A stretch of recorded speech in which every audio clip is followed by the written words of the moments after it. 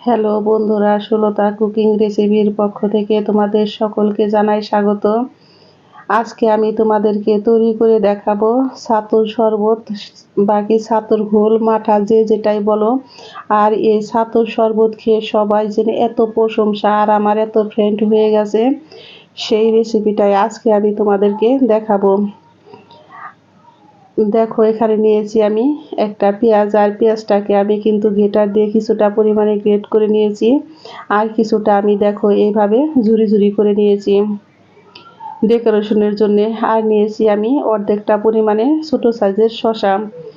আর আজকে আমি তোমাদেরকে তৈরি করে দেখাবো ভীষণ মজার ছাতুর শরবত। বন্ধুরা, এটা যদি তোমরা সকালে খাও, তাছাড়া কিন্তু তোমাদের ভাত রুটি খেতে হবে না। আর এই শরবতটা এতই মজার যে শরীরটা ঠান্ডা রাখে, আর পেটটাও কিন্তু ভরা ভরা থাকে, আর শরীরটাও কিন্তু ক্লান্ত লাগে না। দেখো, নিয়েছি আমি ছোট সাইজের একটা টমেটো, আর টমেটোটাকেও কিন্তু আমি চিকন চিকন করে ঝুরি ঝুরি করে কেটে নিয়েছি। আর নিয়েছি আমি 2টা কাঁচামরিচ। ঝালটা তোমরা তোমাদের পছন্দ অনুযায়ী খাবে, যদি তোমাদের ঝাল ভালো লাগে খাবে, যদি ভালো না লাগে তাছাড়া তোমরা নাও দিতে পারো, স্কিপ করতে পারো, কিন্তু একটু দিলে ভালো লাগে। এখন আমি দিয়ে দিব পুদিনা পাতা। আর এই শরবতের মেন উপকরণই হচ্ছে বন্ধুরা এই পুদিনা পাতার সেন্টটা এত সুন্দর, আর এত সুন্দর একটা ফ্লেভার আসে। বন্ধুরা, তোমরা যদি না খেয়ে থাকো অবশ্যই বাসায় এইভাবে একবার হলো এই রেসিপিটা ট্রাই করতে পারো। আর আমার বর মশাই তো এইভাবে শরবতটা খেয়ে খুবই খুশি। বর মশাই তো খুশি, আর আমি যাদের যাদের খাওয়াইছি বন্ধুরা তারা সকলেই খুশি। তারা তো আমার প্রশংসা সব সময় করে যে দীপের আম্মুর হাতের এই ছাতুর শরবতটা সত্যি অনেক জাদু আছে।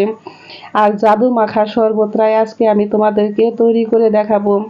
দেখো, এখানে নিয়েছি আমি একটা কাগজি লেবু। এটা বাংলাদেশে আমাদের কাগজি লেবু বলে আমাদের এলাকায়। এখন তোমাদের কোন কোন এলাকায় কি লেবু বলো বন্ধুরা আমি এটা জানি না, যদি অন্য নামে কেউ এটাকে বলো আমাকে কমেন্ট বক্সে অবশ্যই জানাবে যে এটাকে কি নামে তোমরা বলো। আমি লেবুটাকে দেখো কেটে বিচিগুলো ফেলে দিব। আর নিয়েছি একটা মিক্সিং বোল। এখানে আমি দিয়ে দিব ফ্রিজের বেশ কিছুটা পরিমাণে ঠান্ডা জল। আর ঠান্ডা জল দিয়ে শরবতটা তৈরি করলে খেতে কিন্তু ভীষণই ভালো লাগে। আমি আজকে তৈরি করব 2 গ্লাস পরিমাণে শরবত, সেই জন্য দেখো 2 গ্লাস পরিমাণে আমি জল দিয়েছি। আর দিয়ে দিব আমি এখন ছাতু। আমি 2 গ্লাস জলের জন্য বন্ধুরা 5 চা চামচ ছাতু ব্যবহার করব।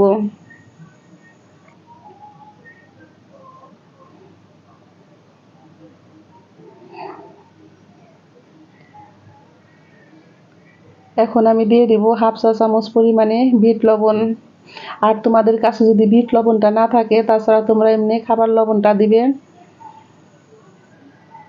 আমার মনে হচ্ছে ছাতুটা একটু কম হবে, সেই জন্য দেখো আমি আর 1 চামচ ছাতু দিয়েছি। এখন হয়েছে আমার 6 চামচ ছাতু। আমি দিয়ে দিব ভাজা জিরার গুঁড়া। আর এই জিরার গুঁড়াতে কিন্তু অনেক সুন্দর একটা দারুণ সুন্দর একটা ফ্লেভার আসে। অবশ্যই বন্ধুরা তোমরা এইভাবে করে একবার হলেও খেয়ে দেখতে পারো। আমি এখন দিয়ে দিব সমস্ত উপকরণ এক এক করে। এখন দিয়ে দিব আমি টমেটো কুচি, দিয়ে দিব আমি এখন শসা কুচি, কাঁচামরিচ কুচি আমি দিয়ে দিব।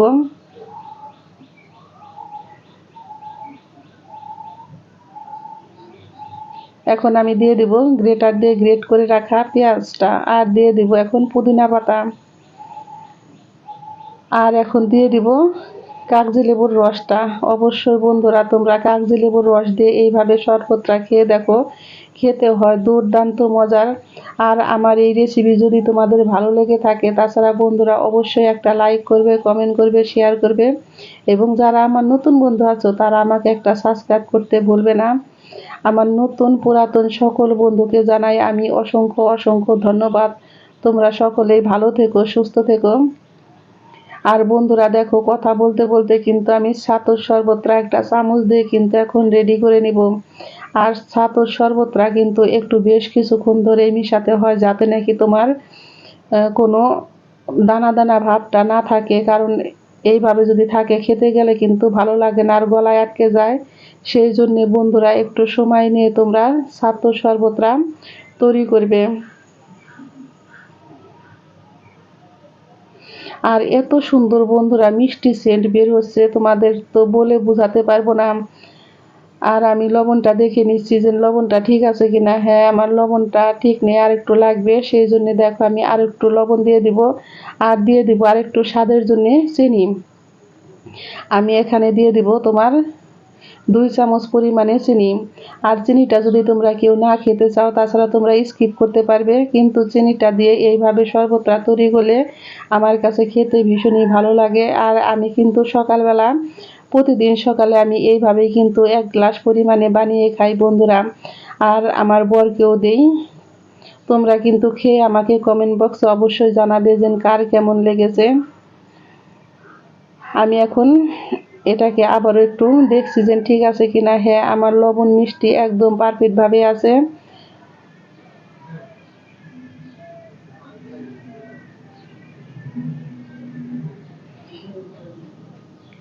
আর দেখো বন্ধুরা কত সুন্দর তৈরি হয়ে গেছে আমার ছাতুর শরবত।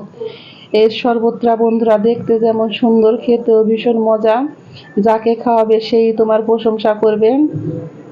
আর আমি আরেকটু পরিমাণে লেবুর রসটাই এখন দিয়ে দিচ্ছি, তখন দিয়েছিলাম 2 টুকরা, এখন আরেক টুকরা দিয়ে আমি সম্পূর্ণ লেবুর রসটাই কিন্তু এখন দিয়ে আমি আবারও একটু ভালো করে মিশিয়ে নিব। আর আমার ছাতুর শরবতটা কিন্তু একদম ঠিকভাবে তৈরি হয়ে গেছে।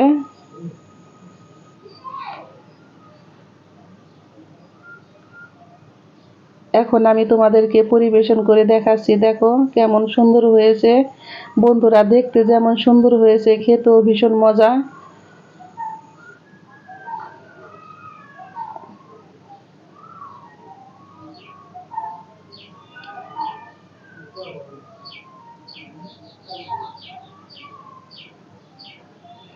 আমি একটু ডেকোরেশনের জন্য এখন দিয়ে দিব আবারও অল্প পরিমাণে একটু ভাজা জিরার গুঁড়া।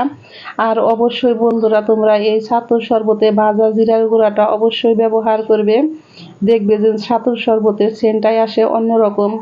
দেখো আমি এখন সমস্ত উপকরণ দিয়ে আমার তৈরি হয়ে গেছে দুর্দান্ত মজার ছাতুর শরবত।